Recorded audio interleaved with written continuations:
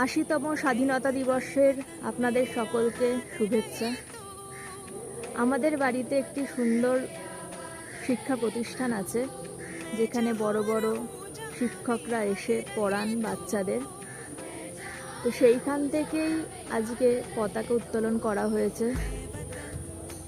খুব ভালো লাগছে যে বাড়িতে এরকম একটা পতাকা উত্তোলনের ব্যবস্থা করেছেন ওনারা। আমাদের জন্য ভীষণ ভালো লাগার একটা বিষয়। ধন্যবাদ জানাই তাদেরকে। শুভ স্বাধীনতা দিবস। আজকের দিনটি আমাদের বীর যোদ্ধাদের মনে করে আমরা কাটাই। আমাদের ভারত মায়ের ছবি এখানে, এবং সেখানে পুষ্প দিয়ে শ্রদ্ধা জ্ঞাপন করা হয়েছে।